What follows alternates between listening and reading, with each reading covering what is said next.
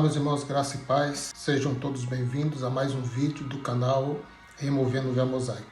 Quem é a prostituta bêbada e a noiva virgem? No vídeo anterior nós falamos sobre a grande mãe, ou a prostituta, ou a Babilônia, a grande Babilônia. E nesse vídeo nós vamos dar continuidade àquele estudo, amém? E é muito interessante, meus queridos, como as peças vão se encaixando aqui nessa leitura de Apocalipse capítulo 13, versículos 5 ao 8.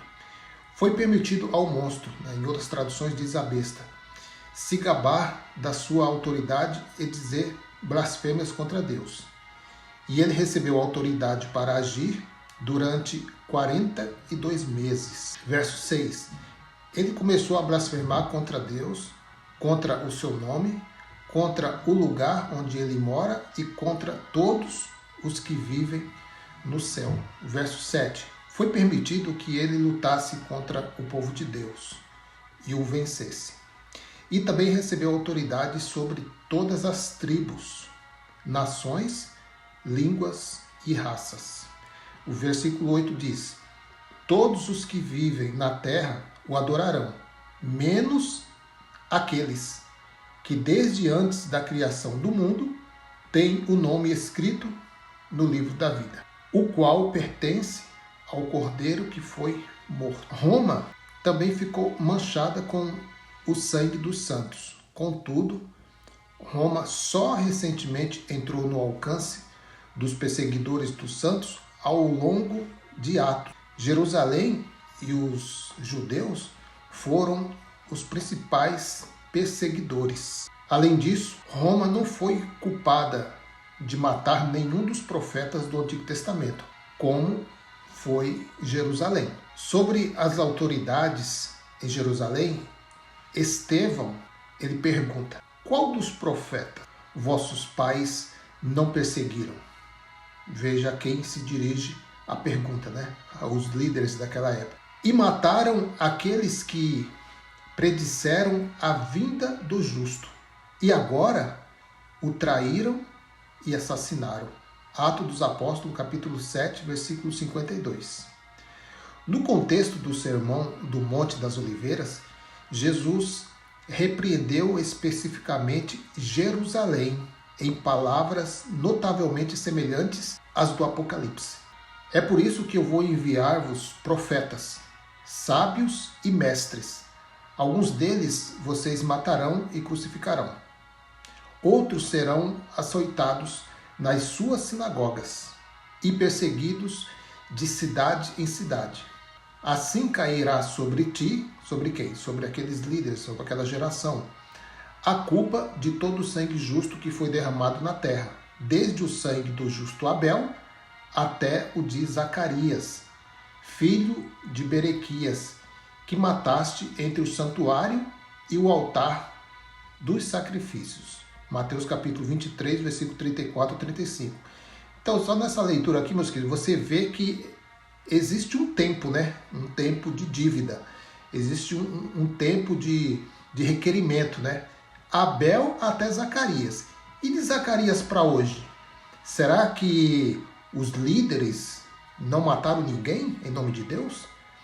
Você já ouviu falar da Inquisição? Da Santa Inquisição? Eles não mataram ninguém, meus queridos, inocentemente, só porque se levantaram contra os seus ensinos, só porque questionaram os seus ensinos, as suas indulgências. Meu querido, tem que pensar também, meu querido?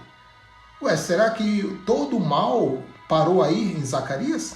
Os inocentes só existiram de Abel até Zacarias? De Zacarias para cá não existiu mais nenhum inocente? A igreja, como diz, a igreja sistemática, que eu falo, não a igreja corpo, como a Bíblia nos mostra. Será, meu querido, que esses líderes, depois da igreja primitiva, será que nenhum deles perseguiram ninguém mais? Não mataram mais ninguém? É claro, meu querido, que aqui se refere àquela geração. O sangue que foi requerido foi sobre aquela geração. Isso está mais que notável. Sem forçar o texto. Bem, continuando aí, meus queridos, nós também achamos algumas palavras narradas pelo escritor Lucas. Lucas narra, portanto, esta geração será chamada a prestar contas do sangue de todos os profetas derramados desde o início do mundo, desde o sangue de Abel até o sangue de Zacarias, que morreu entre o altar e o santuário. Sim, garanto-vos que esta geração será responsabilizada por tudo isso. Lucas capítulo 11, versículos 50 a 51. Quem seria penalizada? Aquela geração. Jesus menciona a perseguição dos santos do Novo Testamento e do Antigo Testamento por parte de Israel. Lembre-se de que ao longo do Apocalipse, o Cordeiro morto atua como juiz ou em julgamento contra aqueles que o mataram. Os judeus, não é os brasileiros, é os judeus. Apocalipse capítulo 5, verso 6. Então vi um cordeiro de pé no meio do trono, rodeado pelos 4 seres vivos e pelos os líderes. Parecia que o cordeiro havia sido oferecido em sacrifício. Ele tinha 7 chifres e 7 olhos, que são os 7 Espíritos de Deus, que foram enviados ao mundo inteiro. Compare aí Apocalipse capítulo 5 e o versículo 12. Diz assim: e cantavam com voz forte: o cordeiro que foi morto é digno de receber poder, riqueza, sabedoria, força, honra, glória e louvor. Apocalipse capítulo 13, versículo 8. Todos os que vivem na terra o adorarão, menos aqueles que desde antes da criação do mundo têm o nome escrito no livro da vida, o qual pertence ao cordeiro que foi morto. Este cordeiro, ele aparece 27 vezes em Apocalipse. Por quê? O que surpreenderia nós? Jerusalém, literalmente, pronuncia julgamento sobre si mesma ao matar o Cordeiro de Deus. Olha só o que eles dizem. E todo o povo respondeu e disse: o seu sangue caia sobre nós e sobre nossos filhos. Caiu ou não caiu sobre eles? Claro que caiu, é só você ler a história. Flávio Joséfo, ele prescreve todos os acontecimentos. E também você pode ler lá em Mateus, capítulo 27, versículo 25. É o texto que nós lemos agora. Agora nós vamos ver uma semelhança às roupas da prostituta com a roupa dos sacerdotes. Observe bem. As roupas da prostituta refletem as cores das roupas dos sacerdotes judeus: escarlate, púrpura e dourado. Está lá em Êxodo, capítulo 28, indicando que ela tem função sacerdotal no templo. A mulher estava vestida de púrpura e escarlate e adornada com ouro, pedras preciosas e pérolas. Ele tinha na mão um cálice de ouro, cheio de abominações e da imundície dos seus adultérios. Apocalipse capítulo 17 e o verso 4. Josefo descreve cuidadosamente o véu do templo como um pano babilônico, no qual o azul, a púrpura, o escarlate e o linho estavam misturados. Está registrado lá em Guerras dos Judeus. A taça da prostituição nos lembra os instrumentos do templo. A maior parte dos instrumentos do templo eram de prata e ouro. Está também registrado no livro Guerra dos Hebreus. Até o próprio templo era coberto com placas de ouro e pedras brancas semelhantes à prostituta, adornada com ouro, pedras preciosas e pérolas. Está lá em Apocalipse capítulo 17 e o verso 4. A fachada externa do templo era coberta por pesadas placas de ouro e quando o sol nascia refletia uma luz brilhante de forma que quem quisesse vê-la não conseguiria, como se tentasse olhar diretamente para o sol. Mas este templo parecia aos estrangeiros quando ainda estavam longe, como uma montanha coberta de neve, porque as partes que não tinham ouro eram muito brancas de qualquer maneira. Está registrado também no livro de Flávio Josefo, Guerra dos Hebreus. A inscrição blasfema na testa da prostituta comunica o oposto da inscrição no sumo sacerdote judeu. Na testa do sumo sacerdote nós podemos ler santidade ao Senhor. Está lá registrado em Êxodo, capítulo 28, o verso 36 ao 38. Na testa da prostituta lemos Babilônia, a grande, a mãe das prostituições e das abominações da terra. Apocalipse, capítulo 17 e o verso de número 5.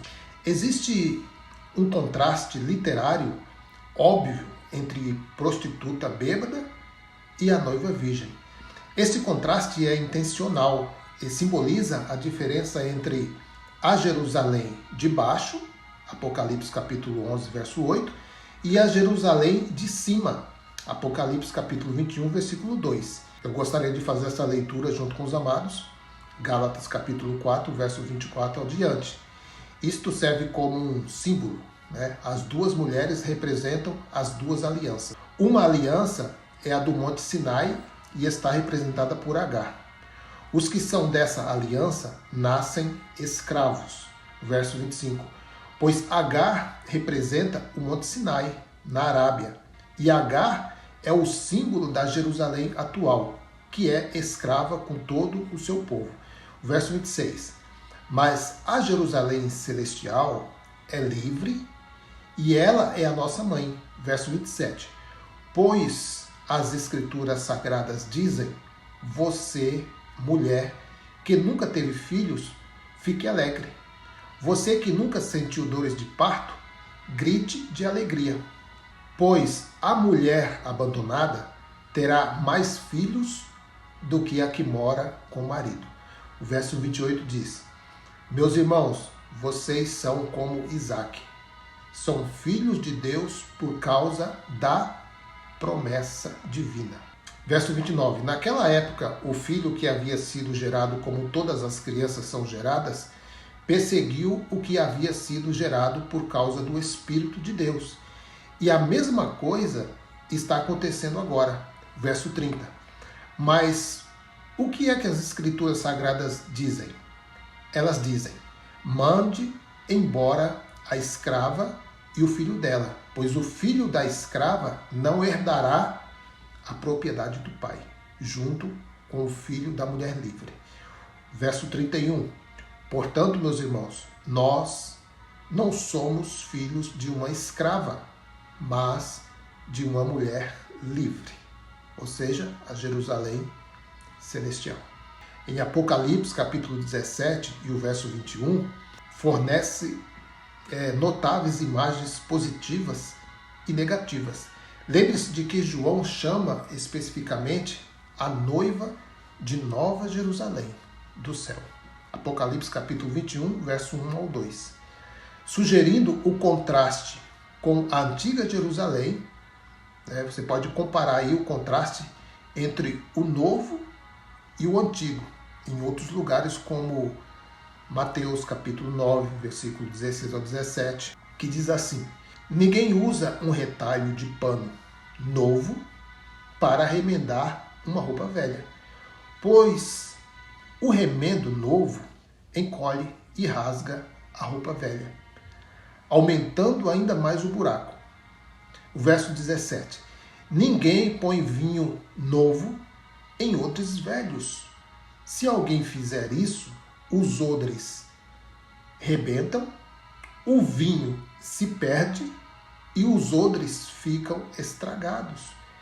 Pelo contrário, o vinho novo é posto em odres novos, ou seja, não se mistura lei com graça. E assim não se perdem nem os odres, nem o vinho.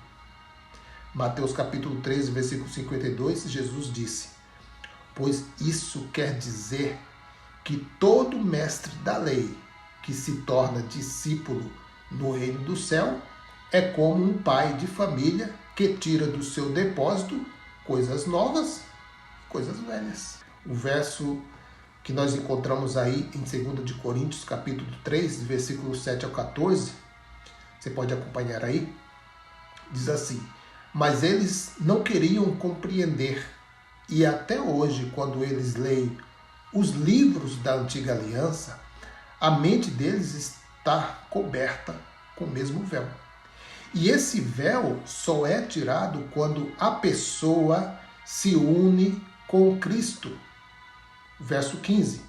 Mesmo agora, quando eles leem a lei de Moisés, o véu ainda cobre a mente deles. Tá fácil de entender, né, meu querido? Só não entende quem não quer, né? Verso 16. Mas o véu pode ser retirado, como dizem as Escrituras Sagradas. O véu de Moisés foi tirado quando ele se voltou para o Senhor. Verso 17. Aqui a palavra Senhor quer dizer o Espírito com E maiúsculo. E onde o Espírito do Senhor está presente, aí existe liberdade. Hebreus capítulo 1, verso 1 ao 2. Antigamente, por meio dos profetas, Deus falou muitas vezes e de muitas maneiras aos nossos antepassados, vírgula, e o versículo 2. Mas nesses últimos tempos, não é os últimos tempos de agora, os últimos tempos dos discípulos, ele nos falou por meio do seu Filho. Foi ele quem Deus escolheu para possuir todas as coisas e foi por meio dele que Deus criou o universo. Encontramos também aí Hebreus capítulo 3, versículo 1 ao 6.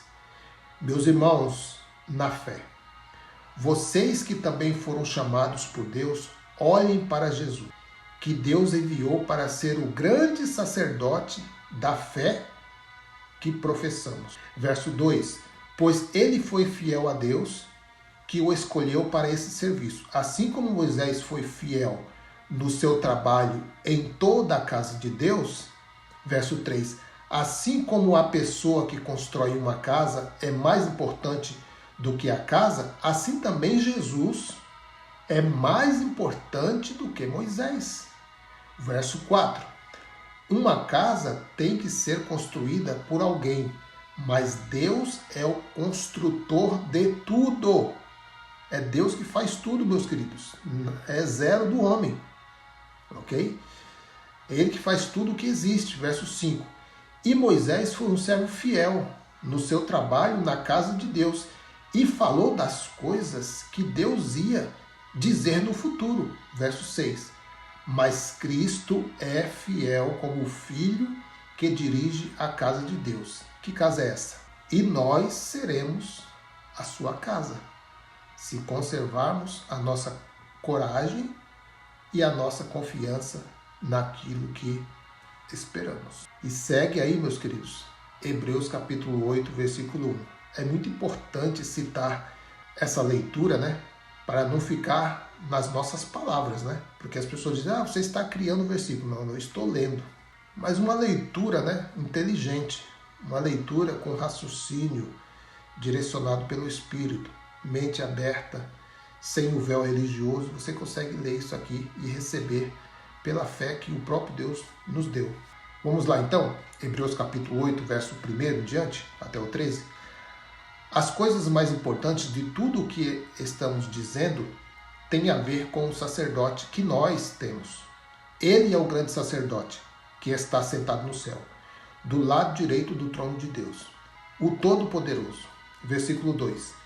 Ele faz o seu serviço no lugar santíssimo, na verdadeira tenda, que foi armada pelo Senhor e não por seres humanos. O verso 3. Todo grande sacerdote é escolhido para apresentar a Deus as ofertas e os sacrifícios de animais. E por isso é necessário que o nosso grande sacerdote tenha também alguma coisa para oferecer. Verso 4. Se ele estivesse na terra, não seria sacerdote, pois existem sacerdotes que representam ou que apresentam as ofertas de acordo com a lei de Moisés. Verso 5. O trabalho que esses sacerdotes fazem é de fato somente uma cópia e uma sombra do que está no céu. Foi isso que aconteceu quando Deus falou com Moisés.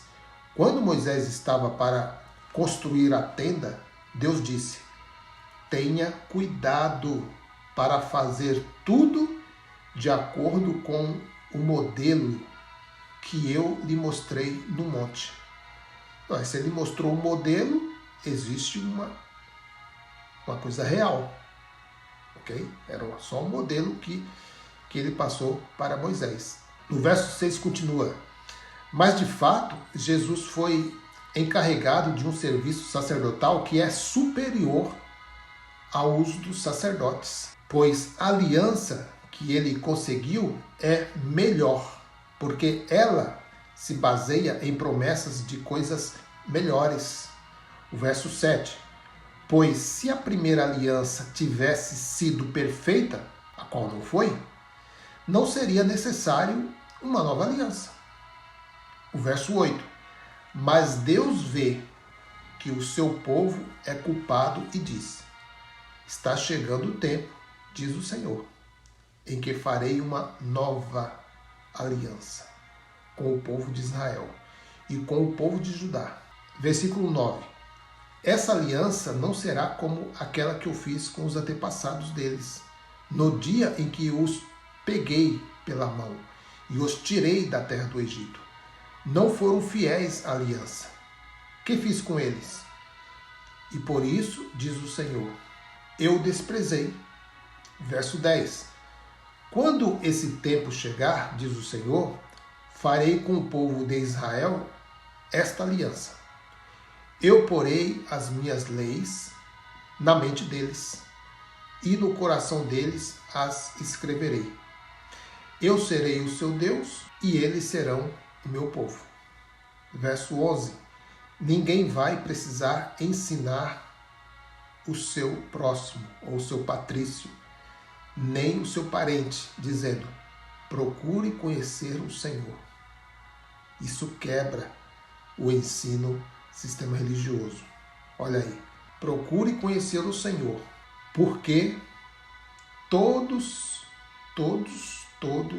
me conhecerão. Tanto as pessoas mais humildes como as mais importantes. Verso 12: pois eu perdoarei os seus pecados e nunca mais lembrarei das suas maldades. É o contrário do sistema religioso, né? Ele faz você lembrar das coisas, né? Deus não faz isso. O verso 13 diz assim: e quando Deus fala de nova aliança, é porque ele já tornou velha a primeira. E o que está ficando velho e gasto vai desaparecer. Logo. Sim ou não? Claro, desapareceu. No ano 70 acabou. Então, meus queridos, observe correspondências entre a prostituta e a noiva. Os pontos de contraste são muitos para serem produtos do acaso. Consideremos apenas aqui alguns exemplos dos muitos exemplos disponíveis que nós podemos examinar nas Escrituras. Podemos ler aí Apocalipse, né? Apocalipse chama Jerusalém de Sodoma e Egito. Em outros lugares, nomes que são compatíveis com Babilônia, Apocalipse capítulo 11, verso 8, e os seus corpos ficarão na rua principal da grande cidade onde o Senhor delas foi crucificado. O nome simbólico daquela cidade é Sodoma ou Egito. Isaías 1:9. Se o Senhor Todo-Poderoso não tivesse deixado que alguns de nós vivêssemos, seríamos agora como a cidade de Sodoma. Estaríamos destruídos como Gomorra. Verso 10. Autoridade de Jerusalém, escutem o que o Senhor está dizendo. Moradores da cidade, deem atenção aos ensinamentos do nosso Deus. Em outras palavras, em vez de se comportar como a esposa de Deus, Jerusalém tornou-se uma de suas inimigas, como Sodoma, o Egito e a Babilônia. Então, a Nova Jerusalém, obviamente, substituiu a antiga Jerusalém. O fato de a prostituta estar sentada na besta é irônico. Apocalipse capítulo 17, verso 3. Isto não indica que ela seja idêntica a Roma, mas que é dependente de Roma. A imagem nos lembra a dependência que Israel tinha de Roma para atacar Jesus e os seus seguidores. Joséfo escreve: parece-me necessário aqui relatar todas as honras que os romanos e seus imperadores concederam à nossa nação e a aliança de assistência mútua que fizeram com ela. Usando esta alavanca, não temos rei senão César. João capítulo 19, verso 15. Os judeus exigiram a crucificação de Cristo. Mateus capítulo 23, versículo 37 ao 39. E atacaram constantemente os cristãos com a intenção de envolvendo os romanos em sua perseguição. Atos dos Apóstolos capítulo 4, versículo 27. E eles começaram a acusação com estas palavras: descobrimos este homem agitando a nossa nação. Ele se opõe ao pagamento de impostos ao imperador e afirma que ele é o Cristo, um rei. Está lá em Lucas capítulo 23, verso 2. Mas agora, o antigo aliado de Jerusalém contra Cristo e os seus seguidores volta-se contra ela e destrói a cidade. Apocalipse capítulo 18 e o verso 16. Fico por aqui. Graça e paz a todos.